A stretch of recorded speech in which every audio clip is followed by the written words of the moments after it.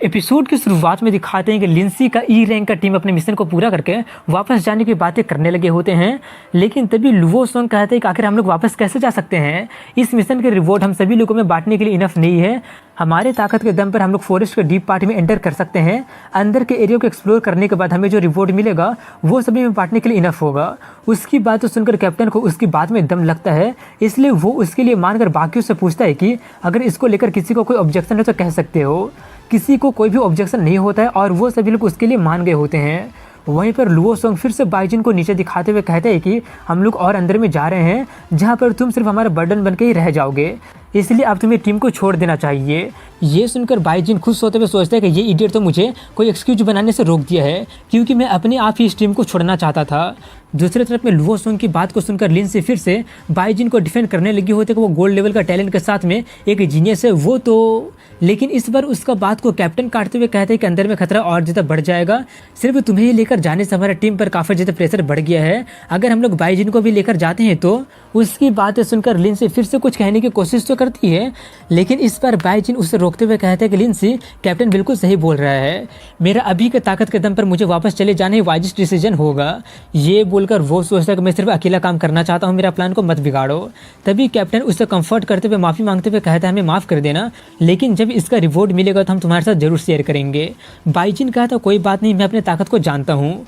उससे टीम से बाहर जाता देखकर लुओ सोंग काफ़ी ज़्यादा खुश होता है। वहीं पर वो लोग आगे बढ़ गए होते हैं। उन्हें जाता देखकर बाइजिन खुद से कहते हैं कि अंदर का डार्क ऑरा और ज़्यादा इंटेंसिफाइड हो गया है, जो कि उनके जैसे ई रैंक के लिए काफ़ी ज़्यादा खतरनाक है। लेकिन लिंसी को ज़्यादा कुछ खतरा नहीं होगा, क्योंकि डार्क में छुपे उसके 2 डी रैंक के बॉडी गार्ड उसे प्रोटेक्ट करेंगे। लेकिन लिंसी को देखकर ऐसा लग रहा है जैसे वो उनके बारे में जानती भी नहीं है। शायद उसके फैमिली वाले सीक्रेटली में उसे भेजे होंगे प्रोटेक्ट करने के लिए। ये बोलकर वो अब अकेला काम करने के लिए आगे बढ़ गया होता है, जहाँ पर कुछ देर तक आगे बढ़ने के बाद उस पर मॉन्स्टर हमला कर दिया होता है, जिससे वो अपने 2 प्रोफेशनल के पावर को मिलाकर एक मॉन्स्टर को ख़त्म कर देता है। लेकिन उससे अब वो काफ़ी ज़्यादा थक गया होता है और उसका पावर भी काफ़ी ज़्यादा घट जाता है। तभी उससे उस मॉन्स्टर को बॉडी में से उसका पावर निकलता है, जिससे कि बाइजिन खा जाता है, जिससे बाइजिन का पावर रीस्टोर हो जाता है। अपना पावर को रीस्टोर करने के बाद वो जाकर उस मॉन्स्टर के बॉडी में से एक डार्क स्टार स्टोन निकालता है। इस तरह का डार्क स्टोन में नॉर्मल स्टारलाइट स्टोन की तुलना में सिर्फ 10% स्टारलाइट की एनर्जी कंडेंस होता है और इसमें ज़्यादा मात्रा में डार्क एनर्जी भरा रहता है। ऑर्डिनरी प्रोफेशनल इसका यूज बिल्कुल भी नहीं कर सकते हैं और उन्हें डार्क एनर्जी से खतरा भी होता है, और ऑर्डिनरी लोग तो उन्हें ढूंढ भी नहीं सकते हैं, और अगर वो लोग उन्हें ढूंढ भी लेते हैं तो ये डार्क स्टार उनके लिए यूजलेस हो जाएगा। लेकिन बाइजिन के लिए ऐसा कुछ भी नहीं होता है, क्योंकि वो हमारा मेन कैरेक्टर होता है जो कि कुछ भी कर सकता है। बाइजिन उस स्टोन को ऑब्जर्व कर ही रहे होते हैं, तभी वहाँ पर कुछ और मॉन्स्टर आ जाते हैं। उन्हें देखकर बाइजिन उसे पूरी तरह से ऑब्जर्व करके उनसे फाइट करना स्टार्ट कर दिया होता है।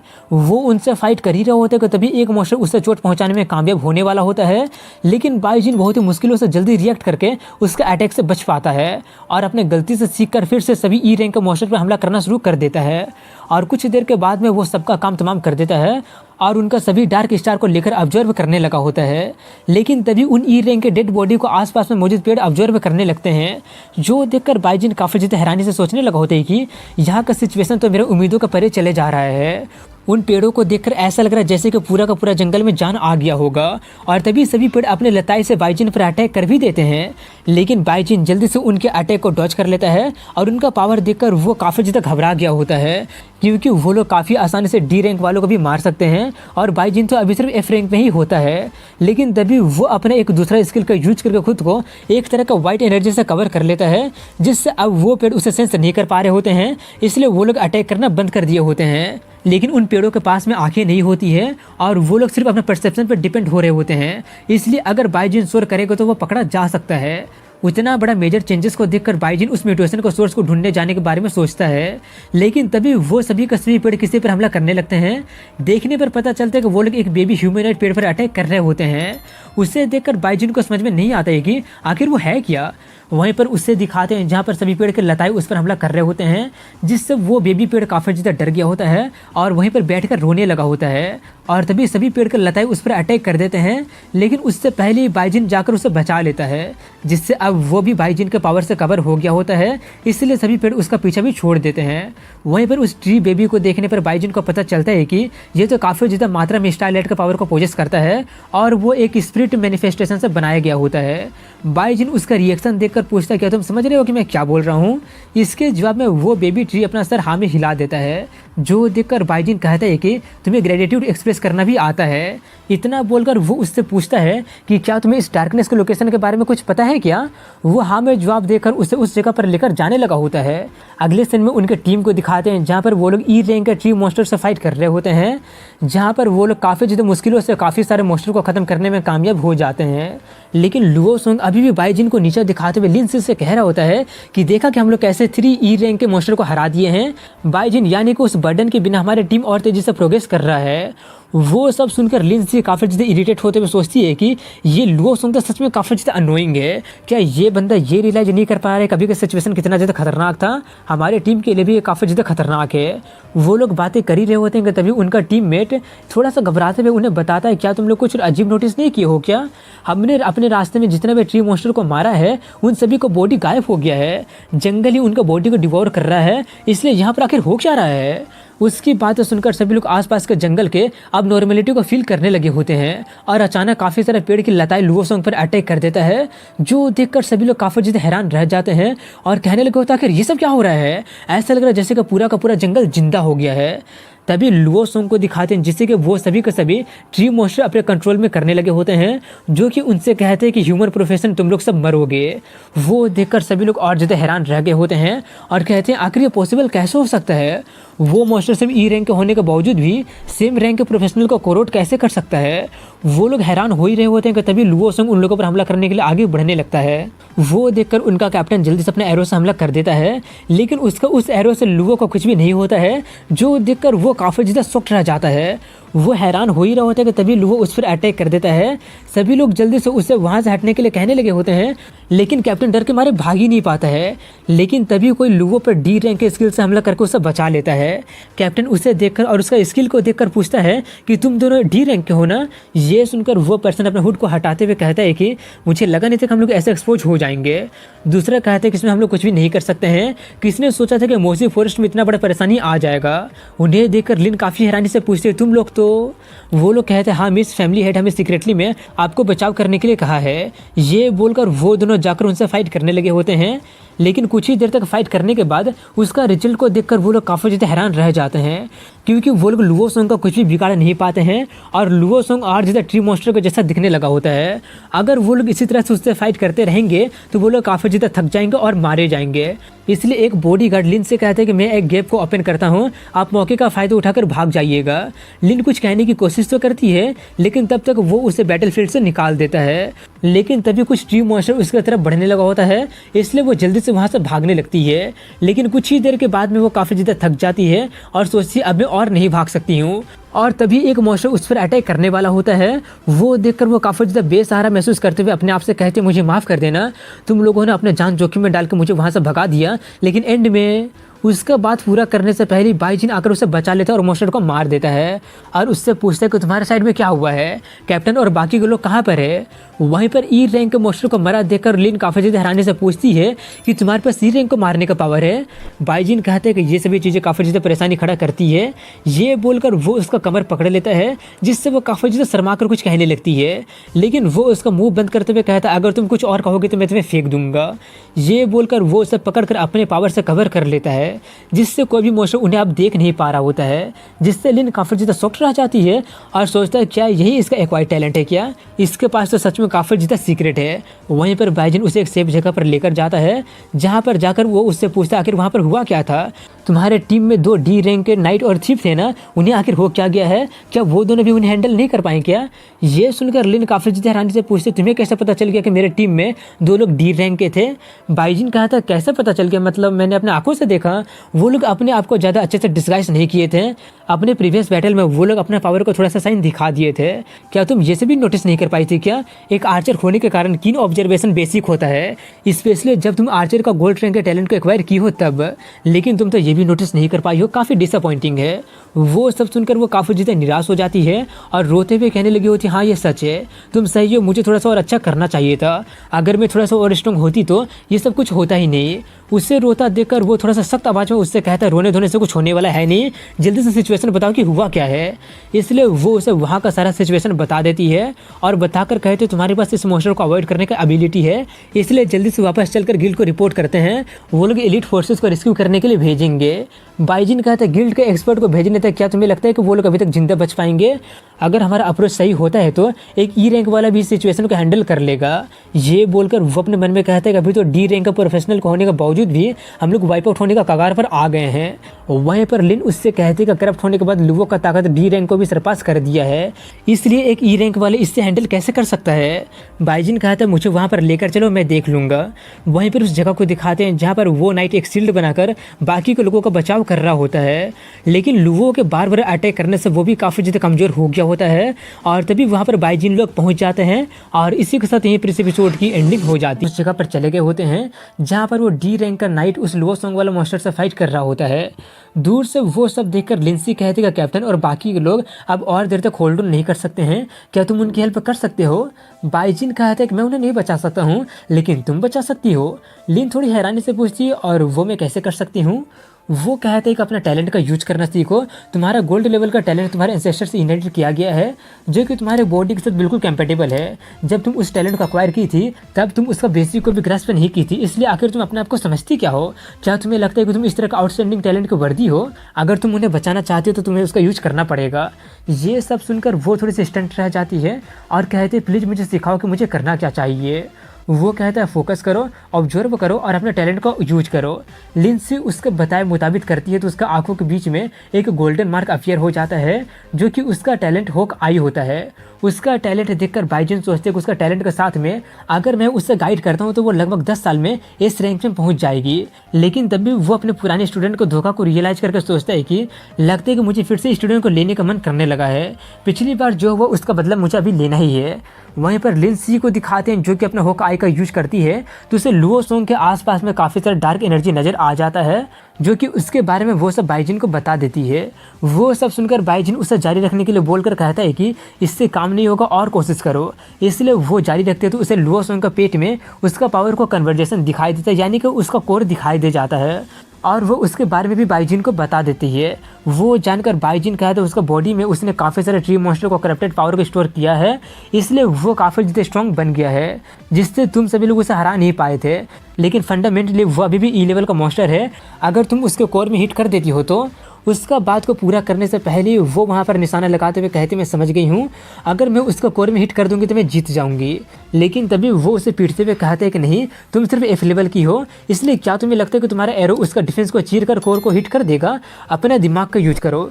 लिंसी कहते तो मुझे सिखाओ ना। बाइजिन कहते हैं कि तुम लोग सिर्फ अडेप्टेबल नहीं हो, इसलिए तुम लोगों का यह हालत हो गया है। एक मार्क्समैन होने के कारण क्या तुम्हारे पास कोई और तरीका नहीं है जब तुम टारगेट को पेनिट्रेट नहीं कर सकते हो तब? ये सुनकर वो खुश होते हुए कहते मैं समझ गई हूँ। ये बोलकर वो अपना आइस एरो से अटैक कर देती है जो कि सीधे उसको कोर पर हिट कर देता है, जिससे उसका वो जगह जम जाता है।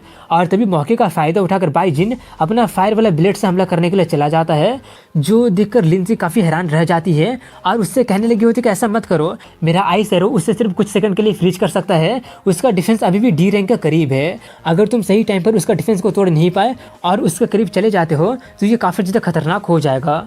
उसकी बातें सुनकर बाइजिन सोचते हैं कि लिंसी जो बोल रही है वो ओवर सिंप्लीफिकेशन है। हालांकि करप्टेड लुओ सॉन्ग के पास में लो लेवल है, लेकिन उसका बॉडी का वाइंस काफ़ी ज़्यादा रिजिलेंट है। इसका डिफेंस डी रैंक के करीब नहीं है, बल्कि उसको भी सरपास कर दिया है और कुछ डी रैंक के मॉन्स्टर से स्ट्रॉन्ग बन गया है।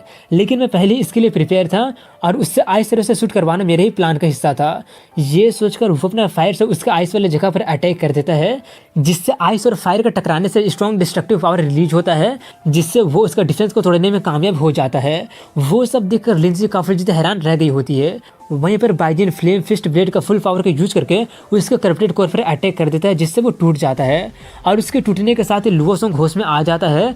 लेकिन जल्दी से ही अपने सामने बाइजिन को देखकर वो चिल्लाने लगा होता है कि लूजर बाइजिन तुम यहाँ पर। उसका बात पूरा करने से पहले बाइजिन उससे कहता है हाँ लूजर कहीं के, नाइट के पास में इनेट एडवांटेज होता है इविल फोर्स के रजिस्ट करने के लिए, इसलिए तुम्हारा करप्टेड होने का चांस तो सबसे कम होना चाहिए था, लेकिन तुम्हारी इनर वल्नरेबिलिटी के कारण उस मॉन्स्टर को एक मौका मिल गया था। उसकी सभी बातें सुनकर लुओ सॉन्ग उससे पूछता आखिर तुम्हें पता कैसे कैसे चल गया, ये सब जरूर तुम्हारी करनी होगा ना, जरूर तुम्हें बिहाइंड द सीन में ये सब कंट्रोल कर रहे होगे। ये बोलकर वो उस पर अटैक करने के लिए जाता है। वो सब देखकर बाईजीन काफ़ी ज़्यादा डिसअपॉइंट होता है, इसलिए वो उसे ख़त्म कर देता है। उसका मारने पर उसके बॉडी में से एक इंटरमीडिएट लेवल का डार्क स्टार स्टोन निकलता है। उसे लेकर बाईजीन उसे ऑब्जर्व कर लेता है, पूरी तरह से ऑब्जर्व नहीं करता, बस थोड़ा सा सही ऑब्जर्व करता है। दूसरी तरफ में लिंसी जाकर सभी लोगों को उठाने लगती है और बाईजीन को थैंक्स करते हुए कहते हैं अगर तुम यहाँ पर नहीं होते तो यहाँ पर हम सभी लोग मारे जा चुके होते। तभी बाईजीन उसके करीब जाकर कहते हैं मुझे सिर्फ वर्बल थैंक यू नहीं चाहिए। ये सुनकर वो काफ़ी ज़्यादा शर्मा कर नर्वस होते हुए पूछती है कि तुम्हारा मतलब क्या है। ये बोलकर वो सोचते हैं ये मुझ में कहीं इंटरेस्टेड तो नहीं है ना। वो हाँ, आफ्टर ऑल मैं डाउन सिटी की सबसे फेमस ब्यूटी में से एक हूँ। वहीं पर उसकी एम्बैरेस वाला शक्ल देखकर वो सोचता है आखिर इसे हो क्या गया है। ये सोचकर वो उससे पूछता है तुम्हें याद है ना कि असेसमेंट के दौरान मैंने तुमसे क्या बोला था। ये सुनकर उसे रियलाइज हो जाता है कि वो गलत समझ ली है, इसलिए जल्दी से उससे कहते क्या तुम इसे भी सीक्रेट रखना चाहते हो। बाईजीन कहते हाँ तुम स्मार्ट गर्ल हो। ये बोलकर वो आगे बढ़ने लगता है। उससे जाता देखकर वो पूछती है कि तुम कहाँ जा रहे हो। बाईजीन कहता है ऑफकोर्स मैं डीपेस्ट पार्ट में इन सभी चीज़ों का रूट से डील करने जा रहा हूँ। ये सुनकर वो काफ़ी ज़्यादा शॉक्ड रह जाती है। वहीं पर बाईजीन को दिखाते हैं जो कि आगे बढ़ते हुए सोच रहा होता है कि जैसा उम्मीद था सभी का सभी ब्लैक ट्री सड़ गए हैं। लुओ सोंग को करप्ट करने में उनका काफ़ी ज़्यादा रिसोर्सेज का यूज हो गया है, लेकिन मुझे अभी तक उसका एग्जैक्ट लोकेशन के बारे में पता नहीं चला है। तभी उसका बेबी ट्री निकलकर उसे वहाँ पर का लोकेशन इशारा करने लगा होता है, इसलिए वो उस तरफ जाने लगा होता है जहाँ पर एक बहुत ही बड़ा पेड़ होता है। तभी वो बेबी ट्री अपना मैजिक का यूज करके उस पेड़ में छुपे रास्ते को अपीयर करवा देता है, इसलिए वो उसमें एंटर कर जाता है और आगे बढ़ते हुए सोच रहा होता है कि पूरे रास्ते में मुझे एक भी मोस्टर नहीं मिला, जो कि काफ़ी ज़्यादा अजीब बात है। यही सब सोचते सोचते वो वहाँ पर पहुँच जाता है जहाँ पर पूरा का पूरा एक सिटी बसा होता है जो कि इंसानों को सोसाइटी से बिल्कुल अलग ही होता है।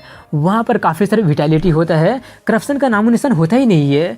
इसलिए जब वो अपने स्किल का यूज करता है तो उसे एक डायरेक्शन में से काफ़ी स्ट्रॉन्ग पावर का सिग्नल मिलने लगा होता है और बाईजीन का अभी का पावर के दम पर वहाँ पर जाने का सीधा मतलब मौत के मुंह में जाना होगा।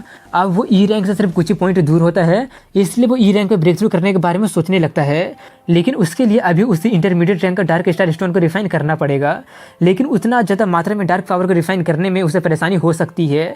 तभी उसका बेबी ट्री उसे कहीं पर चलने के लिए कहने लगता है, इसलिए वो वहाँ पर चला जाता है जहाँ पर एक सूखा पेड़ होता है, जहाँ पर जाकर बेबी ट्री उस पेड़ को छूता है जिससे उसका सभी मेमोरी फ्लोट करने लगती है, जिसे देखने पर पता चलता है कि एक वक्त था जबकि ये जगह इन ट्री मैन का टाउन हुआ करता था, लेकिन तभी अचानक कुछ हो गया था और उसी के साथ उसका मेमोरी वहीं पर एंड हो जाती है।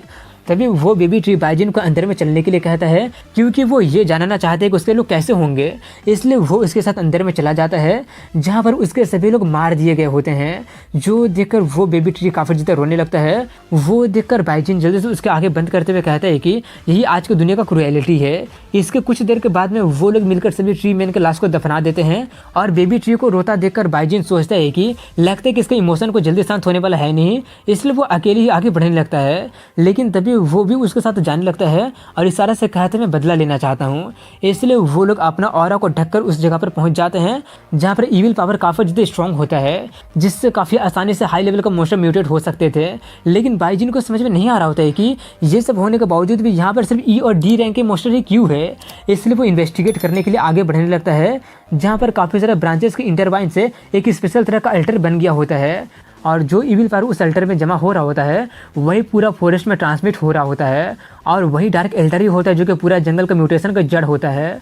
और वहाँ पर उसका एक हाई प्रीस्ट भी होता है जो कि आसपास की जगह पर नज़र रख रहा होता है और देखकर ऐसा लग रहा होता है जैसे कि मरे हुए सबसे बड़े ट्री मॉन्स्टर का पावर को वो ऑब्जर्व करना चाहता हो। वहीं पर उसे दिखाते हैं जो कि कह रहा होता है कि ये रिचुअल कंप्लीट होने के बाद में उसका पावर को पूरा तरह से ऑब्जर्व करके जंगल का राजा बन जाऊँगा। वो सब देखकर बेबी ट्री कुछ कहता है जिससे उसे सेंस हो जाता है कि वहाँ पर कोई है, इसलिए वो हमला कर देता है। वो देखकर बाईजीन कहता है अब जबकि हम पकड़े गए हैं तो मेरे स्नीक अटैक करने वाले स्ट्रैटेजी अब काम नहीं करने वाला है। वहीं पर एक इंसान को देखकर वो हाई प्रीस्ट अपने गार्ड से कहता है कि उस इंसान को और उसके साथ आया हुआ उस ट्री स्पिरिट को ख़त्म कर दो। ऑर्डर सुनकर सभी ट्री मॉन्स्टर उन पर हमला करने के लिए आगे बढ़ने लगते हैं। फाइट करने के अलावा अब उसके पास और कोई चारा नहीं होता है, इसलिए बाईजीन उनसे फाइट करना स्टार्ट कर दिया होता है।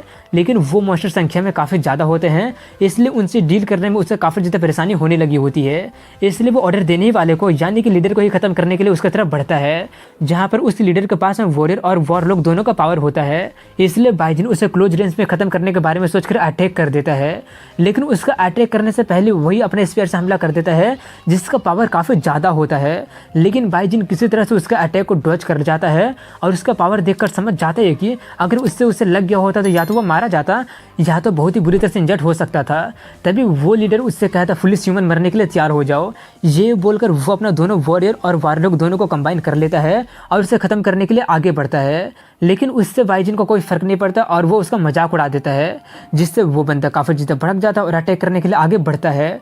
वो सब देखकर बाइजिन अपने उस डार्क स्टोन का ऑब्जर्व करते हुए सोचता है कि मैं तो तुम्हें बाद में ऑब्जर्व करने वाला था, लेकिन अब इमरजेंसी आ गया है। उसे ऑब्जर्व करने पर बाइजिन की स्पिरिट पावर बढ़कर 410 हो गया होता है, जिससे वो जल्दी ही ई रैंक पर ब्रेक थ्रू कर लेता है और उसके अटैक को काउंटर करके उसी पर अटैक कर देता है, जिससे वो मॉन्स्टर काफ़ी दूर फेंका जाता है। जो देखकर बाइजिन कहता है मेरा पावर तो सच में कुछ ज़्यादा बढ़ गया है, लेकिन मेरा वो अटैक उसे चोट पहुंचाने के लिए बिल्कुल ज़्यादा नहीं था। वहीं पर उस पिटाई से अब वो लीडर काफ़ी ज़्यादा गुस्सा हो जाता है और पहले से 2 गुना स्पीड से उस पर अटैक कर देता है। उसका स्पीड देखकर वो काफ़ी ज़्यादा हैरान रह जाता है, लेकिन किसी तरह से उसका अटैक को डॉज करने में कामयाब हो जाता है और उसका दोबारा हमला करने से पहले वही उस पर अटैक कर देता है। लेकिन अब उसका डिफेंस पहले से डबल हो गया होता है, जिससे उसे ज़्यादा नुकसान नहीं होता है। तभी वो लीडर अपना डार्क इरोजन नाम का किसी पोजन से अटैक कर देता है, जिससे बाइजिन बच नहीं पाता और उसे लग जाता है। वो देखकर लीडर उससे कहता है कि तुम मेरे डार्क इरोजन से हिट हो गए हो, इसलिए अब तुम्हारा काम तमाम समझो। और लेकिन तभी वो ये देखकर शॉक्ड रह जाता है कि बाइजिन को कुछ वही नहीं होता है। बाइजिन अपना वॉरियर फिजिकल रेजिस्टेंस का पावर का यूज करके उसकी इरोजन से बच गया होता है। अगर वो उसका डार्क एनर्जी से पूरी तरह से इरोड हो जाता है तो वो अपना दिमाग खोकर पागल भी बन सकता था। वहीं पर बाइजिन को बिल्कुल सही सलामत देखकर मॉन्स्टर काफ़ी ज़्यादा भड़क जाता है और वो उस पर गुस्से में अटैक करना शुरू कर देता है। उसका अटैक बाइजिन के लिए ज़्यादा खतरा पोज नहीं कर रहा होता है, बल्कि उस मॉन्स्टर का स्किन काफ़ी ज़्यादा टफ होता है और वही बात उसके लिए प्रॉब्लम खड़ा कर रहा होता है। बाइजिन जिस वेपन का यूज कर रहा होता है वो उसके पेरेंट्स उसके 12वें जन्मदिन में गिफ्ट के तौर पर दिए थे। उसका एफ रैंक का क्वालिटी से वो उस मॉन्स्टर को बिल्कुल भी काट नहीं पा रहा होता है, इसलिए वो उसमें अपना आइस पावर को मिलाकर उससे आइस ब्लेड बना लेता है, जिससे उसके पास एक आइस ब्लेड और दूसरा हाथ में फायर पावर होता है। आइस ब्लेड का यूज करके वो मॉन्स्टर पर अटैक करता है, जिससे उसके गले में लगने पर उसका गला ही जम जाता है और सही वक्त का इंतजार करके वो उस जगह पर अपना फायर पंच से अटैक कर देता है, जिससे आग और बर्फ मिलने से एक ब्लास्ट हो जाता है, जिससे मॉन्स्टर का गले में चोट लग जाती है। उसे कमजोर देखकर बाइजिन मौके का फायदा उठाकर फिर से उस पर अटैक कर देता है। अपने आप पर अटैक होता देखकर वो पूछता है क्या तुम मुझे एलिमिनेट करना चाहते हो, जाकर सपने देखो।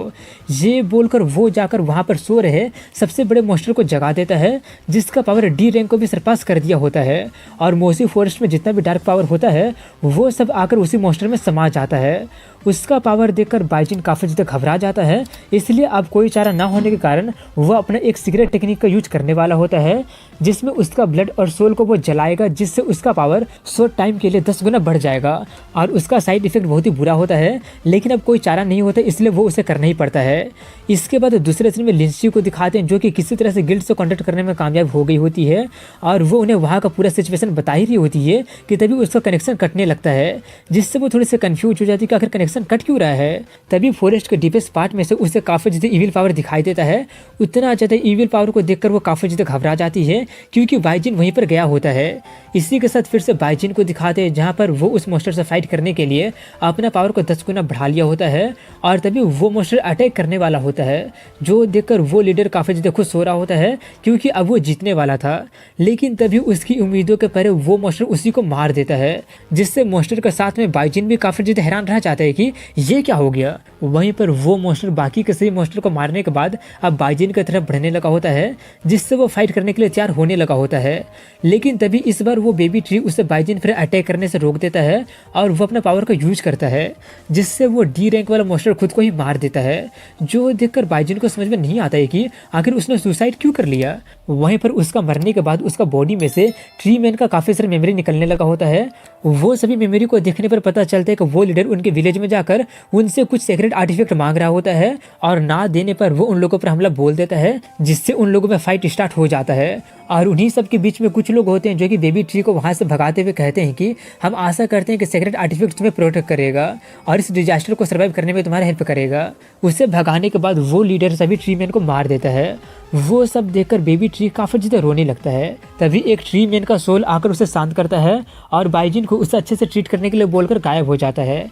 अब इसके कुछ देर बाद का सीन दिखाया जाता है जहाँ पर बेबी ट्री अपने एंसेस्टर को वर्शिप कर रहा होता है। तो वहीं पर मोसी फॉरेस्ट का अबनॉर्मलिटी को सॉल्व करने के बाद बाइजिन जाकर उस लीडर को लूटने लगा होता है, जिसमें से उसे काफ़ी अच्छी अच्छी चीज़ें मिलती है। और वो मोस्टर जिस कपड़े से अपना प्राइवेट पार्ट को ढका होता है, बाइजिन उसे भी ले लेता है और देखने पर पता चलता है कि असल में वो एक स्पेशल पॉकेट होता है, जिसे देखकर वो काफ़ी ज़्यादा खुश हो जाता है क्योंकि वो एक रेयर ट्रेजर होता है। अपना सभी सामान उसमें रखने के बाद वो उस बेबी ट्री को ढूंढने लगता है जो कि उसी की तरफ आ रहा होता है। उससे अपने तरफ आता देखकर वो समझ जाता है कि जरूर उसका ट्राइबल वर्शिप कंप्लीट हो गया होगा, इसलिए वो उसे अपने साथ लेकर जाते हुए कहते हैं कि अब से तुम मुझे फॉलो करोगे, मैं तुम्हें सभी कुछ सिखाऊंगा। इसके बाद अगले समय फिर से लिंसी को दिखाते हैं जहाँ पर उसका कनेक्शन फिर से मिल गया होता है। इसलिए गिल्ड वाले लिंसी को बता रहे होते हैं कि मोसी फॉरेस्ट के डीपेस्ट पार्ट में एक अनजान तरह का म्यूटेशन हो गया है, जिसके कारण उसका डेंजर डी लेवल या फिर उसे भी सरपास कर गया है। आप अच्छे से छिपके रहिएगा, हम लोग जल्दी से आते हैं। ये बोलकर वो लोग कॉल को कट कर देते हैं। म्यूटेशन के बारे में सुनकर लिंसी को बाइजिन की चिंता होने लगी होती है क्योंकि वो अभी तक नहीं आया होता है। तभी वहाँ पर बाइजिन आ जाता है, जिससे देखकर वो काफ़ी ज़्यादा खुश होकर कहने लगी होती है कि रेस्क्यू टीम ने बताया कि फॉरेस्ट के डीपेस्ट पार्ट में एक म्यूटेशन हो गया है, तुमने किसी तरह का कोई डेंजर तो इनकाउंटर नहीं किया हो ना। बाइजिन कहता तो इसका मतलब रेस्क्यू टीम आने वाला है। इतना बोलकर वो भी इंजर्ड होने के जैसा सोते हुए कहता है कि याद है ना तुमने मुझसे क्या प्रॉमिस की थी। उसे बेहोश होने का नाटक करते देखकर वो थोड़ी सी कंफ्यूज हो जाती है। तभी वहाँ पर रेस्क्यू टीम और उसका एक बॉडीगार्ड भी आ जाता है जो उससे कहता है कि तुम्हें रेस्क्यू टीम को फॉलो करके वापस चले जाना चाहिए, हम लोग मोसी फॉरेस्ट के डेप्थ में जाकर प्रॉब्लम को जड़ से खत्म करने जा रहे हैं। ये बोलकर वो लोग उसके बारे में पता करने चले जाते हैं। इसके कुछ देर बाद का सीन दिखाया जाता है जहाँ पर सभी लोग कैंप में ला दिए गए होते हैं, जहाँ पर बाइजिन उठकर वापस जाने लगा होता है।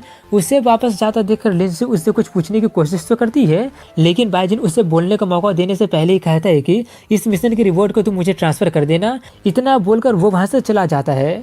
उससे जाता देखकर लिंसी खुद से कहते ये पर्सन तो सच में काफ़ी ज़्यादा अजीब है। तभी उसका बॉडीगार्ड उससे कॉन्टेक्ट करके पूछता है कि जब तुम यहाँ पर थी तब क्या तुम दूसरे प्रोफेशनल से मिली थी क्या। लिंसी थोड़ी सी कंफ्यूज होते हुए पूछते नहीं क्यों, क्या हो गया। वो लोग बताते हैं कि म्यूटेशन का सोर्स को पूरी तरह से खत्म कर दिया गया है, एटलीस्ट डी या फिर मिस्टीरियस सी लेवल का ये काम हो सकता है।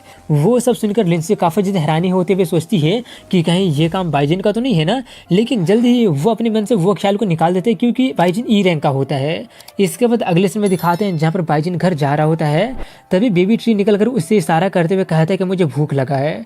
बाइजिन कहता है थोड़ा सा कंट्रोल कर लो, हम लोग जल्दी घर पहुँचने वाले हैं। जैसे ही बाइजिन अपने घर पहुँचने ही वाला होता है कि तभी रास्ते में वो देखते हैं कि सोंगक्यान बाई फैमिली के मेंशन में मूव इन कर रहा होता है। बाइजिन को वहाँ पर देखकर सोंगक्यान उसे मॉक करते हुए कहता है कि तुम्हारे घर में मूव इन होने के बाद मुझे पता चल रहा है कि तुम्हारा घर तो सच में काफ़ी ज़्यादा अच्छा है। बाइजिन कहता है कि ऐसी बात है, तब तो तुम्हारे पास जितना टाइम है उतने टाइम में मजे कर लो। इतना बोलकर वो मन ही मन कहते हैं इतने सालों में कोई भी मेरे सामने इतना ज़्यादा एरोगेंट होने की हिम्मत नहीं किया है। सोंगक्यान तुम बस इंतजार करो, तुम्हारा टाइम जल्दी खत्म होगा। इतना सोचकर वो डोन सिटी के ब्लैक मार्केट में चला जाता है जहाँ पर वो आसपास के स्टोर को देख रहा होता है। तभी वो बेबी ट्री को बर्गर खाने के लिए दिया होता है जो कि उसे बिल्कुल भी पसंद नहीं आता और वो बहुत ही बेकार होता है उसके लिए, जिससे बाइजिन को पता चल जाता है कि इंसानी खाना इसे पसंद नहीं है। तभी उसकी नज़र ट्रेजर पेविलियन में चली जाती है जहाँ पर जाते हुए वो सोचता है कि यहाँ पर इसके बारे में कुछ पता चल जाए कि आखिर उसे पसंद क्या है। वो वहाँ पर एंटर करता है तो पता चलता है कि वहाँ पर काफ़ी ज़्यादा भीड़ लगा होता है क्योंकि सभी लोग कुछ ना कुछ अफरवाइज करवाने के लिए वहाँ पर आए होते हैं। तभी उसकी नज़र एक दूसरे शॉप पर जाती है जहाँ पर सिर्फ 2-3 ही लोग होते हैं, इसलिए बाइजिन उसी शॉप की तरफ जाने लगा होता है। उसे वहाँ पर जाते देखकर सभी लोग उसका मजाक उड़ाने लगे होते हैं कि एक और बंदा पिटने जा रहा है। वहीं पर बाइजिन जब उस शॉप के पास में जाता है तो उसे वहाँ पर एक रूल लिखा हुआ मिलता है जिसमें लिखा होता है कि अगर स्पिरिट फॉर्मेशन को डिकोड तुम नहीं कर पाओगे तो तुम्हें शॉप के गार्ड से 3 पंच को खाना पड़ेगा। उस रूल को पढ़कर बाइजिन उस पर एंटर कर जाता है जहाँ पर शॉप के गार्ड को देखकर बाइजिन सोचता है कि लगा नहीं था कि एक सी लेवल का प्रोफेशनल यहाँ का गार्ड होगा। बाइजिन को आता देखकर वो गार्ड सीधे मुद्दे पर आते हुए कहता है कि तुम यहाँ पर आ गए हो, इसका मतलब तुम्हें रूल पता चल ही गया होगा। मेरे मास्टर के द्वारा सेट किया गया स्पिरिट पावर फॉर्मेशन को डिकोड कर दो और ये शॉप तुम्हारा आइटम तुमको फ्री में अप्राइजल कर देगा, लेकिन अगर तुम नहीं कर पाओगे तो इतना बोलकर वो उसे अपना पंच दिखाते हुए कहता है कि पिटने के लिए तैयार रहना। उस स्पिरिचुअल फॉर्मेशन को देखकर बाइजिन थोड़ा सा चौंक जाता है। उसका वैसा रिएक्शन देखकर गार्ड उसका मजाक उड़ाते हुए कहता है कि अगर तुम्हें रिग्रेट होने लगा है तो यहाँ से रोल आउट हो जाओ और तब जाकर तुम मेरे पंचों को अवॉइड कर सकते हो। ध्यान से सुनो, मैंने बोला है रोल करके जाना है, चलकर वापस नहीं जाना है। उसकी फालतू की बातें सुनकर बाइजिन कहता है कि इस शॉप ओनर को सच में पता है कि स्कीम कैसे करते हैं। दूसरे से हेल्प मांगने के बाद भी यहाँ पर इतना ज़्यादा हाई और माइटी एक्ट कैसे कर रहे हो तुम लोग। ये सुनकर वो गार्ड तुरंत उसका कॉलर पकड़कर चिल्लाने लगा होता है कि आखिर ये तुम क्या बकवास कर रहे हो, मेरे मास्टर के बारे में वो सब कहकर तुम अपनी मौत को बुलावा दे रहे हो। दूर से वो सब उसकी मास्टर भी देख रही होती है और वो भी बाइजिन की बात को सुनकर थोड़ी सी गुस्सा हो जाती है। वहीं पर बाइजिन अपने बात को पूरा करते हुए कहता है कि ये फॉर्मेशन काफ़ी ज़्यादा रेयर है, ये स्पेशल टैलेंट वाले विजेट को हेल्प करता है और ब्रेक थ्रू करने के दौरान में क्योस और बर्सर्क होने से बचाता भी है। लेकिन ये स्पिरिचुअल फॉर्मेशन को कुछ कुछ जगह पर समझना थोड़ा सा मुश्किल है। ऐसा लग रहा है जैसे कि जो पर्सन इस फॉर्मेशन को अरेंज किया है उसके बॉडी की स्पिरिचुअल पावर सर्कुलेशन में कुछ गड़बड़ी होगी। इस फॉर्मेशन को डिकोड करना कुछ आइटम को फ्री में अप्रेजल करने से कंपेयर किया जा ही नहीं सकता है। तुम लोग तो सच में फ्री में सब कुछ चाहते हो, कितना लाफेबल है। गार्ड बहुत ही गुस्से में कहता है कि मेरे मास्टर को सरेंडर करने का आखिर तुम्हारी हिम्मत कैसे हो गया। बाइजिन कहता है कि अपने मास्टर से पूछो कि कल्टीवेशन के टाइम में स्टार लाइट के पावर को ऑब्जर्व करते वक्त उसका पूरा बॉडी दर्द करने लगता है या फिर नहीं करता है, और बॉडी की स्पिरिचुअल पावर बर्सर करने लगता है या फिर नहीं करता, जाकर पूछो। ये जल्दी मरने का साइन है, जल्दी या फिर बाद में वो मारी जाएगी। उसकी बात सुनकर वो काफ़ी ज़्यादा भड़क जाता है और बाइजिन फिर अटैक करने ही वाला होता है, लेकिन तभी उसके मास्टर उसे रोक देती है, जिससे वो काफ़ी ज़्यादा शॉक्ड रह जाता है। वहीं पर उसकी मास्टर आते हुए कहती है कि अगर तुम इस फॉर्मेशन को डिकोड कर दोगे तो मैं तुम्हारा बहुत ज़्यादा आभारी रहूँगी। बाइजिन वहाँ से जाते हुए कहता है कि अपने मददगार से ऐसे एटीट्यूड रखना चाहिए क्या, जैसा मास्टर वैसे ही गार्ड, अपने मौत का इंतजार करते रहना। उसका जाने से पहले गार्ड उसे रोकते हुए कहते हैं कि तुम ऐसे नहीं जा सकते हो। तभी बाइजिन अपना ऑरा दिखाकर उसे डराते हुए कहता है क्या तुम मुझसे फाइट करना चाहते हो। उसका ऑरा से वो काफ़ी ज़्यादा डर जाता है और उसे समझ में नहीं आते कि आखिर ऐसा प्रेशर वो एक ही रैंक वाले से फील क्यों कर रहा है। ये फील करके वो जल्दी से उससे माफ़ी मांगने लगता है और अपनी मास्टर का हेल्प करने के लिए कहता है। बाइजिन उसका सॉरी को एक्सेप्ट ना करके वहाँ से जाते हुए कहते हैं कि अगर सब कुछ एक माफ़ी से सॉल्व हो जाता तो इस दुनिया में ग्रज और एनिमिटी होता ही नहीं। ये बोलकर वो बाहर चला जाता है, जिससे उस गार्ड का दिमाग काफ़ी ज़्यादा ख़राब हो जाता है, लेकिन वो मजबूर होता है, इसलिए वो रोल करके उसके सामने जाकर उससे माफ़ी मांगने लगता है। वैसा टर्न ऑफ इवेंट देखकर सभी लोगों की आंखें फटी की फटी रह जाती है। तभी उसके मास्टर अपना चेहरा दिखाते हुए उससे अपना और अपना गार्ड का रूडनेस के लिए माफ़ी मांगती है। पर बाइजिन उस शॉप के ओनर के चेहरा को देखकर उसे उसका पिछला लाइफ का कुछ यादें याद आ जाती है, जहाँ पर उसे उसी के जैसा दिखने वाली एक लड़की होती है जो कि उससे कहती है कि अगर अगली बार आप मेरे सिटी में आएंगे तो मैं आपको अच्छे से ट्रीट करूँगी। वो सब याद करके वो सोचता है कि शायद ये लड़की उसकी डिसेंडेंट हो सकती है। इतना सोचकर वो उससे पूछता तुम्हारा नाम क्या है। वो बताती है कि मेरा नाम झाओ यिंग है, अगर आप मेरे बॉडी की इश्यू को क्योर कर देंगे तो मैं आपकी बहुत ही ज़्यादा आभारी रहूँगी। उसका सरनेम सुनकर बाइजिन को कंफर्म हो जाता है कि ये उसी की डिसेंडेंट है। वो कंफर्म करने के बाद वो उससे कहता है कि मैं तुम्हारी हेल्प कर सकता हूँ, लेकिन पेमेंट पहले। इतना बोलकर वो उसे कुछ आइटम को अप्रेच करने के लिए दे देता है। इसके बाद वो उसका सामान को लेकर अपने ऑफिस में चले जाते हैं, जहाँ पर गार्ड उससे शिकायत कर रहा होता है कि यानी कि अपने मास्टर से शिकायत कर रहा होता है कि वो ब्रैड तो एक प्रोफेशनल मेज भी नहीं है, क्या वो सच में आपको ट्रीट कर सकता है। क्या होगा अगर वो फैमिली को द्वारा भेजा गया कोई असासिन हुआ तो। झाओ यिंग कहते हैं कि मेरा बॉडी का इशू हमेशा से एक सीक्रेट रहा है, सिर्फ मैं ही इसके बारे में जानती हूँ, और वो बंदा सिर्फ देखकर ही इतना कुछ बता दिया है, और वो भी इतना डिटेल में बताया है जैसे कि वो इसे पर्सनली देखा होगा, इसलिए जरूर वो एक एक्स्ट्रा ऑर्डिनरी पर्सन होगा। उसका बॉडी गार्ड फिर भी उससे कुछ कहने की कोशिश तो करता है, लेकिन वो उसके बात को काटते हुए कहते हैं कि तुम्हें हमारे फैमिली के अंदर में हमारे फैक्शन का कंडीशन के बारे में सब कुछ पता है। अगर मेरे बॉडी की इश्यू के बारे में हमारे फैमिली के दूसरे फैक्शन को पता चल जाता है तो उसका परिणाम क्या होगा तुम्हें पता है। मेरे पास अब और कोई रास्ता नहीं है, अगर मेरे पास सिर्फ एक छोटा सा उम्मीद का किरण भी है फिर भी मैं उसे जाने नहीं दे सकती हूँ। इसके कुछ देर बाद का सीन दिखाया जाता है जहाँ पर बाइजिन उसका ट्रीटमेंट करने वाला होता है, जहाँ पर बाइजिन उसका बॉडी में लगे एक एरो को देखकर कहते हैं कि जैसा उम्मीद था ये एक स्पिरिचुअल रूइन बॉडी है। यिंग थोड़ी कंफ्यूज होकर पूछते स्पिरिचुअल रूइन बॉडी ये किस तरह की इलनेस है। बाइजिन उससे कहता तुम्हें पता नहीं है क्या, स्पिरिचुअल रूइन बॉडी एक गोल्ड रैंक का प्रोफेशनल टैलेंट है। इस तरह का टैलेंट स्टार गेट के स्टार से अवेकन नहीं होता है, सिर्फ डी रैंक में पहुंचने के बाद ही उसे ट्रांसफॉर्म किया जा सकता है। वो सब सुनकर वो काफ़ी ज़्यादा चौंक जाती है और पूछती है तो इसका मतलब वो सब इस मेरे स्पिरिचुअल रूइन बॉडी का ट्रांसफॉर्म होने का साइन था। बाइजिन बताता है कि स्पिरिचुअल रूइन बॉडी काफ़ी ज़्यादा रेयर होता है, यूजुअली एंसेस्टर से इनहेरिट किया जाता है। तुम्हारे एंसेस्टर में जरूर कोई रहा होगा जो कि इस गोल्ड लेवल के टैलेंट को लेकर ग्रैंड मेज बना होगा। इतना बोलकर वो सोचता है कि ये सच में काफ़ी ज़्यादा रेयर है, लेकिन उसका डिसेंडेंट होने के कारण आखिर तुम सुनी कैसे नहीं हो। वहीं पर वो उसकी बातों का जवाब देते हुए कहती है कि मेरे एंसेस्टर में मेरी ग्रैंड आंट थी, जब वो जिंदा थी तब काफ़ी लंबे टाइम पहले एक बहुत ही ताकतवर मॉन्स्टर से फाइट करने के कारण वो काफ़ी ज़्यादा इंजर्ड होने के कारण मारी गई थी और बिना कुछ एक्सप्लेन किए चली गई थी। वो सब सुनकर बाइजिन थोड़ा सा उदास होते हुए सोचता है कि वो तो सच में चल बसी है। इतना सोचकर वो उससे कहते हैं कि अब जो हो गया उससे बदला नहीं जा सकता है। मैं तुम्हें एक spiritual force circulation art 3 breath सिखाता हूँ, इससे अच्छी तरह से कल्टीवेट करना जिससे तुम्हारी इंजरी नेचुरली हील हो जाएगा। ये बोलकर वो सोचते हैं कि ये ओरिजिनली में उसी का सीक्रेट आर्ट था जिससे कि मैं उसके बदले तुम्हें दे रहा हूँ। इसके कुछ देर बाद का सीन दिखाया जाता है जहाँ पर वो उसे सब कुछ बता दिया होता है कि क्या करना है, इसलिए वो उसे उसी तरह से कल्टीवेट कर रही होती है जिससे वो काफ़ी ज़्यादा थक जाती है और तभी उसके बॉडी में से स्पिरिचुअल एनर्जी लीक होने लगता है, जिससे कि बाइजिन ऑब्जर्व करके अपना बाकी के डार्क क्रिस्टल को रिफाइन करने लगा होता है। उसका स्पिरिचुअल एनर्जी का यूज से डार्क क्रिस्टल को रिफाइन करने पर उससे ज़्यादा मात्रा में स्टारलाइट एनर्जी मिल रहा होता है, इसीलिए वो मौके का फ़ायदा उठाकर अपने बाकी के डार्क स्टार क्रिस्टल को भी रिफाइन करने लगता है और उन सभी के पावर को ऑब्जर्व करने लगा होता है। लेकिन वो ये भूल गया होता है कि ये उसका पुराना बॉडी नहीं होता है जिससे उसे चोट लग जाती है और अगर वो ऐसे ही करते रहेगा यानी कि ऐसे चलता रहा तो उसका बॉडी फट भी सकता है, जिससे वो काफ़ी ज़्यादा घबरा जाता है। लेकिन तभी उसे एक आइडिया आता है और वह अपने एक स्किल का यूज करके उसका बॉडी में से जैसा फॉर्मेशन बना होता है उसी का जैसा फॉर्मेशन अपने बॉडी में भी बना लेता है, जिससे वो अपने बॉडी को सिर्फ फटने से ही नहीं बचा सकता है बल्कि वो उससे कभी भी स्पिरिचुअल एनर्जी को भी एक्सेस कर सकता है। अब इसके कुछ देर बाद का सीन दिखाया जाता है जहाँ पर झो इंग का बॉडी का चाओटिक स्पिरिचुअल एनर्जी शांत हो गया होता है और वो लगभग सी रैंक में पहुँचने वाली होती है, जिससे वो काफ़ी ज़्यादा खुश होकर उसे अचानक हक कर लेती है, जिससे वो काफ़ी ज़्यादा सरप्राइज हो जाता है और जल्दी से उसे कपड़ा पहनने के लिए कहता है। बाहर में वो सब सुनकर उसका गार्ड कुछ गलत समझ लेता है। अब इसके कुछ देर के बाद में गार्ड जाकर बाइजिन को अपनी मास्टर को ठीक करने के लिए थैंक्स कहता है और अपना प्रीवियस रूडनेस के लिए फिर से माफ़ी मांगता है। उसे उतना लॉयल देखकर बाइजिन उससे कहता खड़ा हो जाओ, मैं फ्री में हील नहीं कर रहा हूँ, मेरा रिवॉर्ड का क्या हुआ। उसका बॉडीगार्ड जिसका नाम जोटा होता है वो जल्दी से उसका आइटम देते हुए कहता है यही सब आइटम था जिसका आप अप्रेजल करने के लिए बोले थे। अपना सभी आइटम देखकर बाइजिन सोचता है कि मेरे आर्मर को रिपेयर करने के लिए सभी टूल्स कंप्लीट हो गया है। ये सोचकर बाइजिन सभी को अपने स्पेटियल पॉकेट में रख लेता है। एक स्पेटियल पॉकेट को देखकर वो दोनों काफ़ी ज़्यादा हैरान रह जाते हैं क्योंकि एक बी लेवल के पास भी ऐसा ट्रेजर होना रेयर होता है। उनका हैरानी भरा शक्ल देखकर बाइजिन पूछता है क्या हो गया। जोटा जल्दी से कहता है कुछ नहीं। ये बोलकर वो अपने मन में कहता है कि मिस्टर बाई तो सच में रिमार्केबल है। तभी बाइजिन उन्हें बाई बोलकर वहाँ से जाने लगता है। बाइजिन को बिल्कुल सही सलामत जाता देखकर सभी लोग काफ़ी ज़्यादा हैरान रह गए होते हैं और उसी के बारे में बातें करने लगे होते हैं कि उसे कुछ हुआ क्यों नहीं, वो बंदा उसे पीटा क्यों नहीं। अगले समय बाइजिन को दिखाते हैं जहाँ पर वो वापस जाते हुए सोच रहे होते हैं कि ये ट्रिप तो सच में रिवॉर्डिंग था, लेकिन ऐसा क्यों लग रहा है जैसे कि मैं कुछ भूल रहा हूँ। तभी उसे याद आता है कि वो तो अपने बेबी ट्री का खाना के बारे में भूल ही गया है और तभी उसे उसका स्पेशल पॉकेट में से कुछ हलचल फील होने लगा होता है। इसलिए देखता है तो पता चलता है कि यहाँ पर वही बेबी ट्री होता है और वो ये देखकर काफ़ी ज़्यादा हैरान रह गया होता है कि बाइजिन का सभी स्पिरिचुअल एनर्जी पोर्शन को वो पी गया होता है।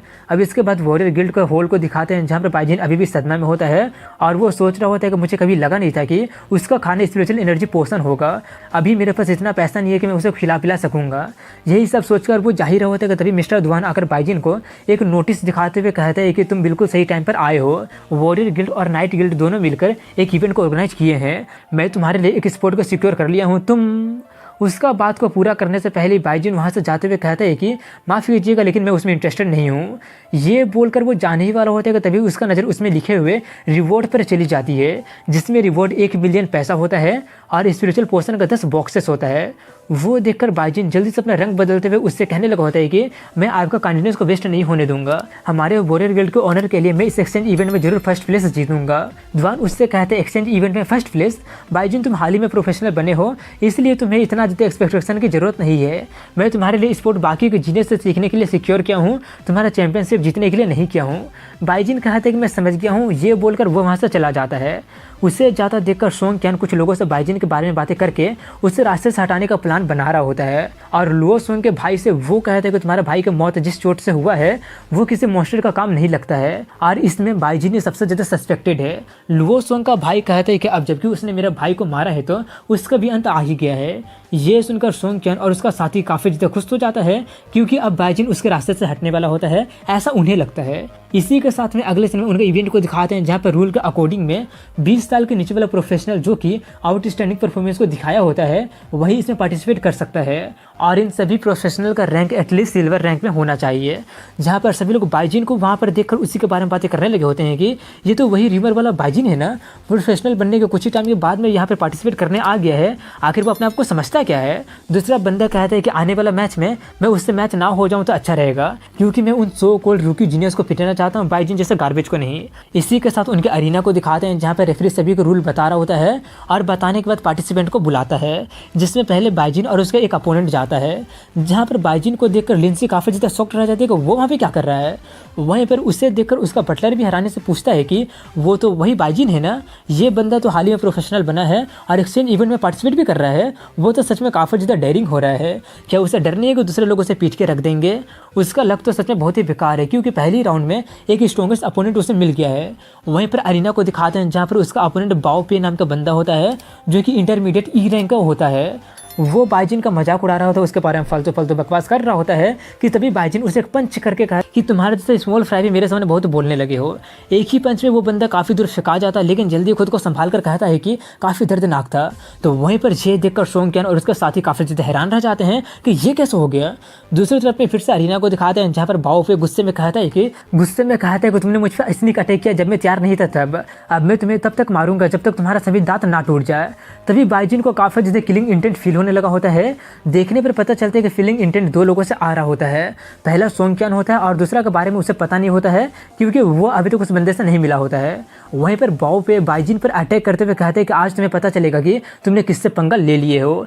ये बोलकर वो अपना जोर से हमला कर देता है, लेकिन बाइजिन काफ़ी आसानी से सिर्फ अपने हाथ का ही यूज करके उससे एक पंच कर देता है, जो देखकर सभी लोग काफ़ी ज़्यादा हैरान रह जाते हैं, क्योंकि वो बिना किसी वेपन का यूज किए उसे पीट के रख दिया होता है। वहीं पर बाइजिन से पिटने पर उसे चोट लग जाता है और बाइजिन काफ़ी आसानी से जीत जाता है। उसे जीतता देखकर सभी लोग उसका जीनियस होने का तारीफ करने लगे होते हैं, तो उससे लिंसी काफ़ी ज़्यादा इंप्रेस हो गई होती है। तभी उसका बटलर उससे कहते हैं कि उसका गोल्ड लेवल का टैलेंट जरूर बॉडी का इन्हांसमेंट पावर होगा। क्लोज कॉम्बैट के कुछ ही सेकंड में उसने उसे हरा दिया है, उसका कॉम्बैट टैलेंट तो सच में टेरिफाइंग है। इतना बोलकर वो लिंसी से कहते हैं कि तुम दोनों एक ही टाइम में गोल्ड लेवल का अवेकन की थी, इसलिए तुम्हें भी मेहनत करना होगा और तुम उससे पीछे नहीं रह सकती हो। लिंसी सोचती है कि उससे कैचअप करना, अगर मैं सिर्फ उसका पीठ भी देख सकूँ तो मैं काफ़ी ज़्यादा सेटिस्फाई हो जाऊँगी। वहीं पर दूसरी तरफ में लुओ सोंग के भाई को दिखाते हैं, जो कहता है कि एक ही पंच में उसने ई रैंक नाइट को हरा दिया है, इसका मतलब जरूर वही मेरे भाई को मारा होगा। बाइजिन तुम बस इंतजार करो, अब तुम्हारा भरने का टाइम आ गया है। यही बोलने के साथ इसी के साथ फिर से मैच को दिखाते हैं, जहाँ पर बाइजिन एक के बाद एक अपना काफ़ी सारे मैच आसानी से जीत रहा होता है। उसे जीतता देखकर कुछ लोग काफ़ी ज़्यादा जेलसी के मारे उसका काफ़ी ज़्यादा इंसल्ट करने लगे होते हैं कि देखो कितना ज़्यादा सोप कर रहा है गधा कहीं का। गोल्ड रैंक का टैलेंट बॉडी स्ट्रेंथिंग को लेकर वो काफ़ी ज़्यादा नाटक कर रहा है। अगर मेरे पास गोल्ड लेवल का टैलेंट होता तो मैं बाइजिन से काफ़ी ज़्यादा आउटस्टैंडिंग होता। वो बंदा तो सिर्फ लकी था, इसलिए गोल्ड लेवल का टैलेंट उससे मिल गया था। उनकी फालतू की बातें सुनकर बाइजिन उनसे कहता है कि मेरे पीठ पीछे फालतू का बकवास करना बंद करो, स्टारलाइट गिफ्ट लैंड के बारे में सोचो, गोल्ड लेवल का स्पिरिट तुम्हें क्यों नहीं चुना था, कि ये सच में लक का काम था। इतना बोलकर वो सोचते हैं कि अच्छा हुआ कि सभी लोग ये सोच रहे हैं कि मेरा गोल्ड लेवल का टैलेंट स्ट्रेंथ इन्हांसमेंट है, और यही तो मैं चाहता था। अब इसके बाद फाइनली वो मैच आ गया होता है, जहाँ पर बाइजिन से लुओ सोंग का भाई लुओ वे फाइट करने वाला होता है, और जहाँ पर उससे देखकर सब लोग लुओ को बाइजिन को अच्छा सबक सिखाने के लिए कहने लगे होते हैं। तो दूसरे लोग कह रहे होते हैं कि बाइजिन का लक यहीं पर ख़त्म होता है। इसी तरह की बातें अधिकतर लोग कर रहे होते हैं। वो देखकर लिंसी का बटलर भी कहता है कि लुओ वे तो नाइट गिल्ड का जीनियस है, लगता है कि बाइजिन का विनिंग स्ट्रीक यहीं पर ख़त्म होता है।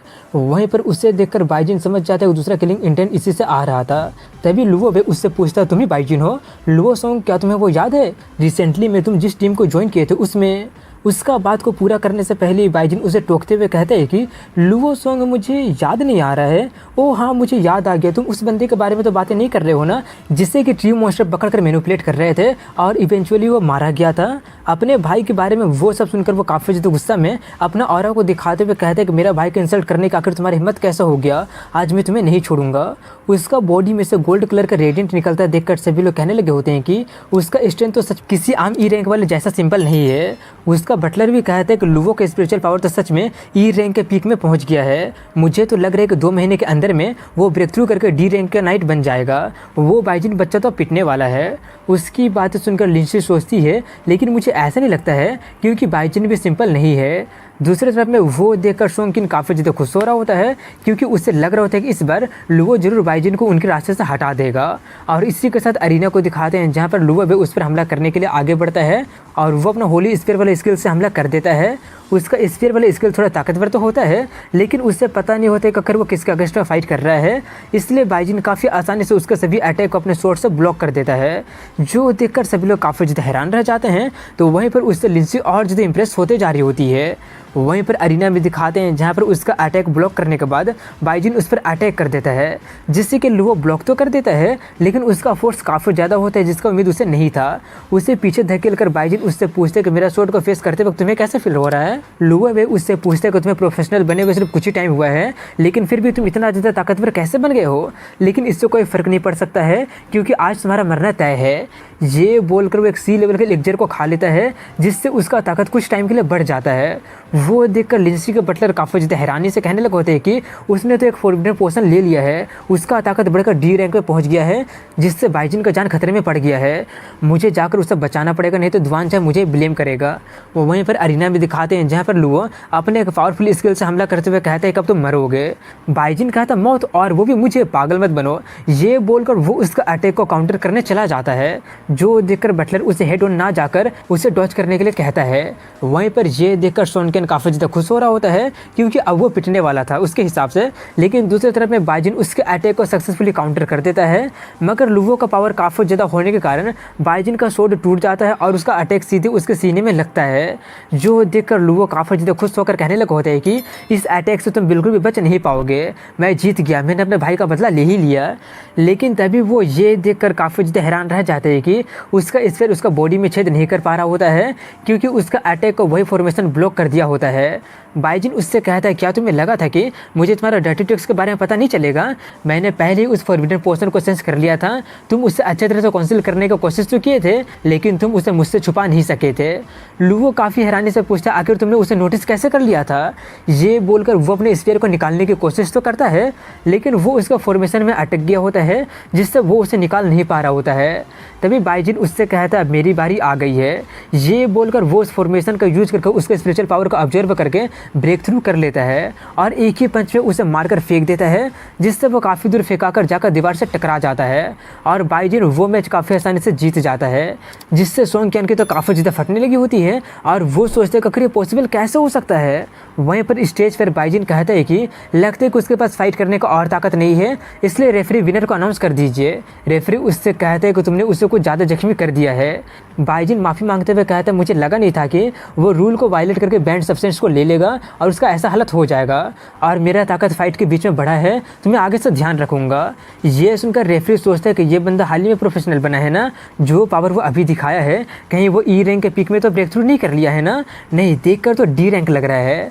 तभी लुवो वे उठकर उस पर चिल्लाने ही वाला होता है कि तभी जिस जगह पर बाइजिन अटैक किया होता है वो जगह पर काफ़ी जोर से उसे चोट लग जाती है जिससे वो खून की उल्टी करके बेहोश हो जाता है। इसीलिए जल्दी जल्दी रेस्क्यू टीम को बुलाया जाने लगा होता है। वहीं पर बाइजिन स्टेज पर से नीचे उतरते हुए अपने मन में कह रहा होता है कि मैं कभी भी अपने दुश्मनों पर ईजी नहीं जाता हूँ, लेकिन लुवो का अभी भी कुछ काम है इसलिए मैंने उसे जान से नहीं मारा है। बाइजिन को जाता देखकर सभी लोग उससे डरने लगे होते हैं और उसी के बारे में बकवास ना करके उसका काफ़ी ज़्यादा तारीफ करने लगे होते हैं। अब इसी के साथ अगले सीन में वॉरियर गिल्ड को दिखाते हैं जहाँ पर दुआन गिल्ड मास्टर से मिलकर आ रहा होता है और वो बाइजिन को देखने जाने वाला होता है, लेकिन उस पर सोंग चान के लोग पहले से नज़र रखे होते हैं और उसका बाहर आने का इंतजार कर रहे होते हैं। उसे बाहर आता देखकर और टाइम को कैलकुलेट करने पर उनके हिसाब से अब तक बाइजिन का काम तमाम हो गया होगा, इसलिए उसी मौके का फ़ायदा उठाकर वो लोग दुआन को भी अपने रास्ते से हटाने का प्लान बना लिए होते हैं और इसी के साथ अपने प्लान को एग्जीक्यूट करते हुए वो दुआन को चारों तरफ से घेर लेते हैं। वो सब देखकर दुआन उनसे पूछता है आखिर ये सब क्या नाटक तुम लोग कर रहे हो। चेन उससे कहते हैं कि हमारे गिल्ड का जीनस बाइजिन का अवेकन हुए कितना टाइम हुआ है, तुमने उससे अच्छे से प्रोटेक्ट ना करके एक्सचेंज इवेंट में आखिर तुमने उसे पार्टिसिपेट कैसे करने दे दिया है। क्या तुम्हें पता नहीं है कि उसका अपोनेंट के पास में काफ़ी सालों का एक्सपीरियंस है और अभी मुझे न्यूज़ मिला कि बाइजिन मारा गया है। ये न्यूज़ सुनकर दुआन काफ़ी ज़्यादा शॉक्ड रह जाता है और उसे उसकी बातों पर विश्वास होता ही नहीं है। वहीं पर चेन अपने प्लान को आगे बढ़ाते हुए अपने लोगों को दुआन को अरेस्ट करने के लिए बोलकर कहता है कि मुझे शक है कि दुआन का कुछ अल्टेरियन मोटिव रहा होगा, इसलिए वो हमारे गिल्ड के जीनियस को मरने के लिए भेज दिया था। हम इस मैटर को अच्छी तरह से इन्वेस्टिगेट करेंगे और हमारे जीनियस का बदला जरूर लेंगे। और इसी के साथ वो सीन वहीं पर कट हो जाती है और अगले सीन में फिर से उनके एक्सचेंज इवेंट को दिखाते हैं जहाँ पर बाइजिन को विनर घोषित कर दिया गया होता है और सभी लोग उसी के बारे में बातें कर रहे होते हैं क्योंकि अब वो पहले से ज़्यादा फेमस हो गया था। उसे देखकर आर्चर गिल्ड वाला यानी कि लिंसी का बटलर कहता है कि वो बच्चा तो सच में इवेंट को डोमिनेट करके टॉप स्पॉट जीत गया है, वॉरियर गिल्ड वाले को तो सच में गोल्ड मिल गया है। इतना बोलकर वो लिंसी से कहता है कि गोल्ड लेवल का फिलो प्रोसेसर होने के कारण तुम्हें भी मेहनत करते रहना चाहिए। ऐसा परफॉर्मेंस के साथ में वॉरियर गिल्ड जरूर एक एक्सेप्शन बनाकर बाइजिन को आने वाला डॉन फोर्टेस में पार्टिसिपेट करने के लिए भेजेगा। लिंसी हैरानी से कहते हैं डॉन फोर्टेस में नहीं, ये तो इम्पॉसिबल है, बाइजिन तो अभी अभी अवेकन किया है और उसमें पार्टिसिपेट करना तो काफ़ी ज़्यादा खतरनाक होगा। इसके जवाब में वो कहता है कि बिना हथौड़े के मार खाए एक लोहा शेप नहीं ले सकता है। एक प्रोफेशनल होने के कारण सिर्फ डिफ़िकल्टी चैलेंज ही उसका ग्रोथ को बढ़ा सकता है। अगर वो आर्चर गिल्ड में होता तो मैं उसके लिए जरूर एक एक्सेप्शन बनाता। इसके बाद अगले समय बाइजिन को दिखाते हैं जहाँ पर वो टैक्सी से जाते हुए उन स्पिरिचुअल पर्सन को अपने बेबी ट्री को खिला रहा होता है और सोचता है कि इस स्पेशल पॉकेट का डिज़ाइन बहुत ही बेकार है, इसे जल्दी से मॉडिफाई करना पड़ेगा। और वॉरियर गिल्ड को पता नहीं कि मैंने फर्स्ट प्लेस को जीत लिया है, इसलिए इतना जल्दी चला जाऊँगा तो जरूर दुआन से काफ़ी ज़्यादा सरप्राइज हो जाएगा और शायद वो मुझे खुश होकर कुछ और रिवॉर्ड दे देगा। तभी ड्राइवर उससे पूछता है कि तुम इतनी जल्दी मार्शल अरीना को छोड़कर क्यों जा रहे हो, क्या एक्सचेंज इवेंट तुम्हारे लिए ज़्यादा एक्साइटिंग नहीं था क्या। बाइजिन रिप्लाई में कहता है कि एक्सचेंज इवेंट खत्म हो गया है इसलिए मैं जा रहा हूँ। ये सुनकर वो ड्राइवर थोड़ा सा शॉक्ड रह जाता है और कहता है क्या खत्म हो गया, ये तो इम्पॉसिबल है, पिछले इवेंट तो शाम तक चला था, कभी कभी तो रात भी हो जाती थी, तो इस बार इतना जल्दी खत्म कैसे हो गया, वैसे फर्स्ट कौन आया है। बाइजिन उसके बातों में कोई भी इंटरेस्ट ना लेते हुए कहते हैं कि फर्स्ट मैं आया हूँ। ये सुनकर वो ड्राइवर फिर से थोड़ा सा चौंक जाता है और उसे उसके बातों पर यकीन नहीं होता है, लेकिन उसका दिल रखने के लिए वो उसे कॉन्ग्रेचुलेसन करता है और सोचते हैं कि जरूर ये बंदा उन जीनियस को देखकर स्टिमुलेट हो गया होगा, इसलिए जल्दी से वापस जाकर ज़्यादा ट्रेनिंग करने के बारे में सोच रहा होगा। अब इसको कुछ देर बाद का सीन दिखाया जाता है जहाँ पर बाइजिन वॉरियर गिल्ड में पहुँच गया होता है जहाँ पर काफ़ी ज़्यादा भीड़ लगा होता है और उतने सारे लो इंफोर्सर्स को देखकर बाइजिन सोचने लगा होता है कि ये लोग यहाँ पर क्या कर रहे हैं। वहीं पर अंदर में दिखाते हैं जहाँ पर काफ़ी सारे वॉरियर गिल्ड के लोग दुआन को बचाव कर रहे होते हैं। वो सब देखकर चेन चिल्लाते हुए कहते हैं कि दुआन हमारे जीनियस को मारने की कोशिश करने में सस्पेक्टेड पाया गया है, क्या तुम लोग डाउन सिटी के लो इन्फोर्सर्स को रजिस्ट करना चाहते हो। वॉरियर गिल्ड के लोग जवाब देते हुए कहते हैं कि फालतू को बकवास करना बंद करो, दुआन हमेशा गिल्ड के जीनियस को अच्छे से ख्याल रखता है, वो कभी भी किसी भी जीनियस को जानबूझकर चोट नहीं पहुँचाएगा। लो इन्फोर्सर्स की टीम हमारे बातों पर विश्वास कीजिए, जरूर कोई है जो कि दुआन को फंसाने की कोशिश कर रहा होगा, इसलिए चेन की वन साइडेड बातों पर यकीन मत कीजिए। ये सुनकर बाकी के मेंबर भी आवाज़ उठाने लगे होते हैं। वहीं पर उनकी बातें सुनकर लो इन्फोर्सर्स डिपार्टमेंट के एक्शन टीम का थर्ड लीडर जिसका नाम वान दुआन होता है, वो कहते हैं कि हमें इन्फॉर्मेशन मिला है कि बाइजिन जीनियस एक्सचेंज इवेंट में मारा गया है, इसलिए सभी सबूत दुआन जे की तरफ इशारा कर रहा है। अगर तुम लोग इसी तरह से रजिस्ट करते रहोगे तो रूथलेस होने के लिए हमें ब्लेम मत करना। ये बोलने के बाद भी उन दोनों ग्रुप के बीच का टेंशन और ज़्यादा बढ़ने लगा होता है। तभी दुआन अपने लोगों से कहते हैं कि तुम लोग इसमें इंटरफेयर मत करो, मैंने कुछ भी गलत नहीं किया है, इसलिए मुझे विश्वास है कि वहाँ पर जाकर मुझे एक फेयर जजमेंट मिलेगा। अगर तुम लोग रजिस्ट करते रहोगे तो हमारा गिल्ड का रेपुटेशन ख़राब हो जाएगा। ये सुनकर उन लोगों को गुस्सा तो बहुत ही आता है, लेकिन अब उनके पास उनका बात मानने के अलावा में और कोई चारा नहीं होता है। वहीं पर अपना जीत देखकर चेन काफ़ी ज़्यादा खुश होकर कहता है कि तुम तो सच में काफ़ी काफ़ी ज़्यादा प्रैक्टिकल हो, लेकिन तुम्हारे चार्जेस को मैंने फैब्रिकेट नहीं किया है, ये इरिफ्यूटेबल एविडेंस है जिससे कि कोई भी क्लियर नहीं कर सकता है।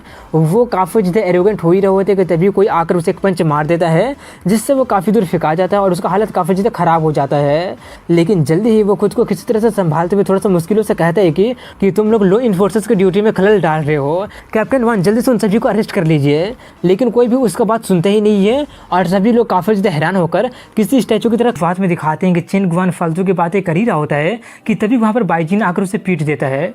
बाइजिन को जिंदा देखकर सभी लोग काफ़ी ज़्यादा हैरान रह गए होते हैं क्योंकि उन्हें लगा नहीं था कि वो सच में जिंदा होगा। बाइजिन उससे कहता है कि अभी तक पिछले इंसिडेंट का बदला मैंने तुमसे लिया नहीं है और तुम एक्चुअली में एक झूठा अफवाह फैला रहे हो कि मैं मारा गया हूँ। बाइजिन को जिंदा देखकर धुआन काफ़ी ज़्यादा खुश हो जाता है और कहता है कहीं ये मैच बीच में छोड़ के तो नहीं आ गया है ना। वहीं पर बाइजिन को देखकर अब लॉ इन्फोर्सर का कैप्टन भी काफ़ी ज़्यादा घबरा जाता है क्योंकि वो भी उनके साथ में मिला होता है। तभी चेन खुद को किसी तरह से संभाल कर उठते हुए कहता है कि आखिर तुम जिंदा कैसे हो सकते हो, तुम्हें तो लुओ के हाथों से मर। इतना बोलकर वो अपना गलती को रियलाइज़ करके जल्दी से अपना मुंह बंद करने लगा होता है, लेकिन तब तक काफ़ी देरी हो चुकी होती है क्योंकि सभी लोग सुन लिए होते हैं और उस पर चिल्लाना शुरू कर देते हैं।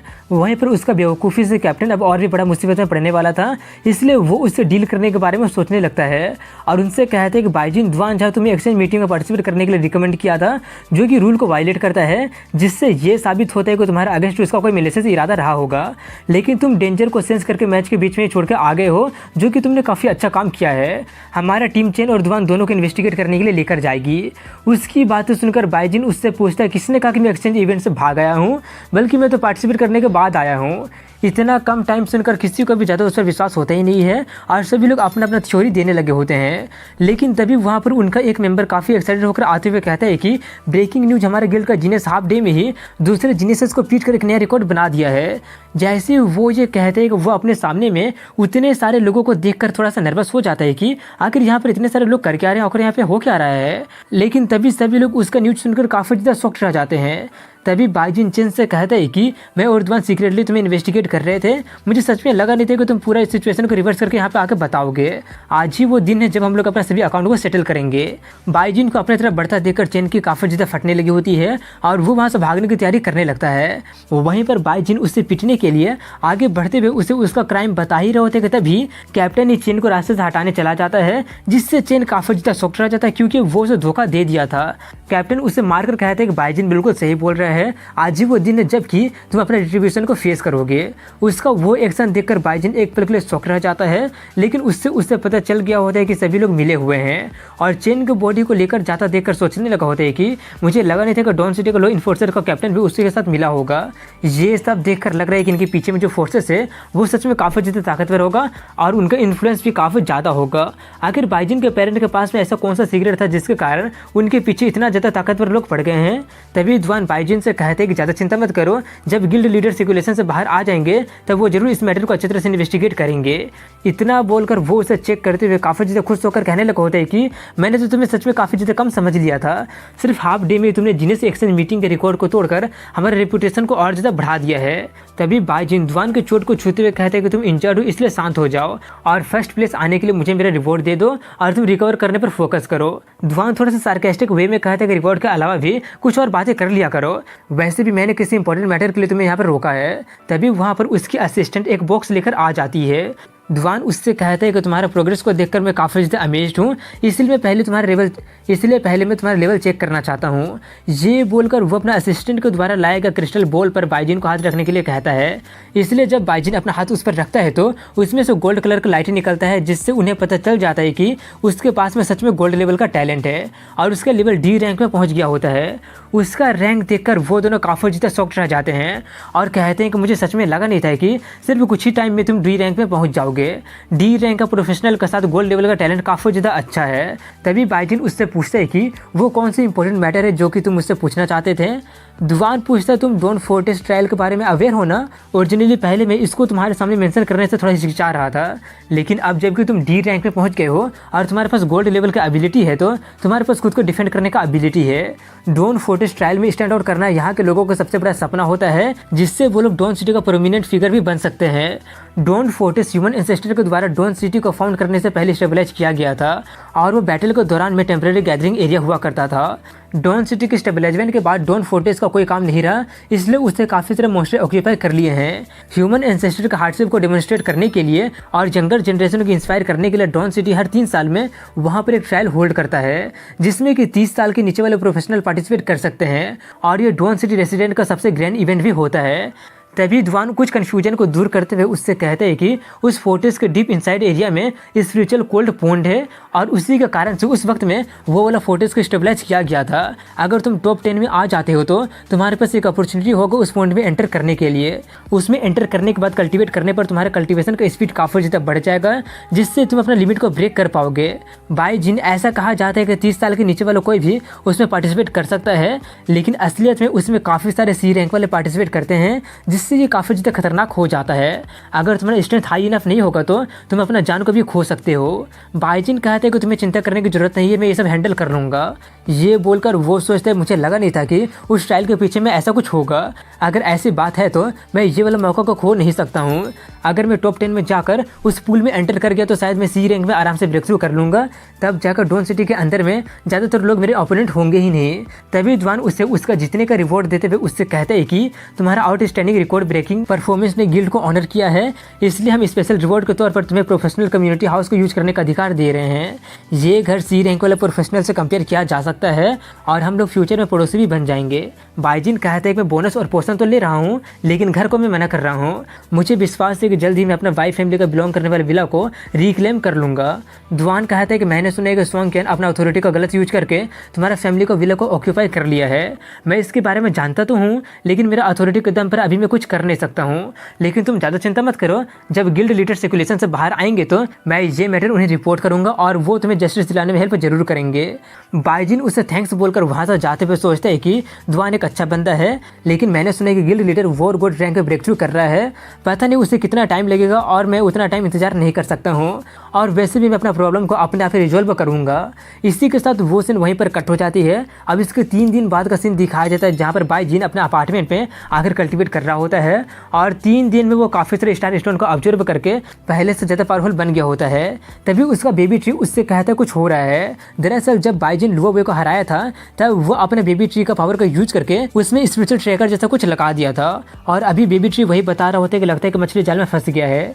इसलिए बाइजिन इस बार अपना थीफ का पावर का यूज करके लुओ ये के पास जाने के लिए निकल गया होता है। अगले समय लुओ को दिखाते हैं जो कि हॉस्पिटल के बेड पर बेहोश पड़ा होता है, लेकिन तभी वहाँ पर सोंगक्यान, डॉन सिटी का लॉ इन्फोर्सर का डिप्टी मिनिस्टर और एक और बंदा उसके साथ आता है। डिप्टी लीडर लुओ का हालत देखकर कहते हैं कि जो इन्फॉर्मेशन हम ऑब्टेन किए हैं ये उससे बिल्कुल मैच कर रहा है। लुओ के इंजरी मैसिव फोर्स के द्वारा कॉज किया गया है, जो कि बिल्कुल गोल्ड लेवल का टैलेंट एक्सप्लोजिव स्पिरिचुअल पावर से सिमिलर है। मुझे कभी लगा नहीं था कि बाई फैमिली का बेटा कोई जीनियस होगा, वो तो सच में हमारे लिए बहुत ही बड़ा खतरा है। तभी सोंगक्यान उससे कहते हैं कि बाइजिन अभी सिर्फ लार्वा है, उसका तितली बनने से पहले हमें उसे कुचल देते हैं, जिससे वो हमारे रास्ते से हट जाएगा।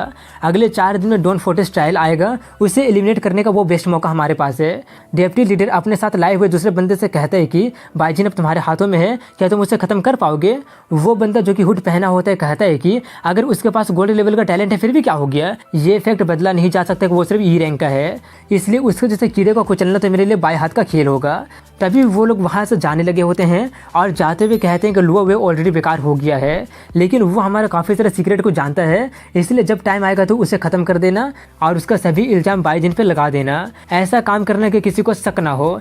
ये सुनकर वो बंदा जो कि उसके साथ आया होता है वो उसका बात मानकर लुओ वे पर पॉइजन से अटैक करके वो लोग वहाँ से चले जाते हैं। वहीं पर उस पॉइजन से लुओ को काफ़ी ज़्यादा तकलीफ होने लगी होती है। तभी उसे खिड़की पर किसी के परछाई दिखाई देता है, जिससे वो मदद मांगने लगता है। खिड़की पर और कोई नहीं बल्कि बाइजिन होता है, जो कि उससे पूछता है क्या तुम जीना चाहते हो, और उसका यही पूछने के साथ यहीं पर इस एपिसोड की एंडिंग हो जाती है। वीडियो को आखिर तक देखने के लिए आप सभी लोगों का थैंक यू सो मच।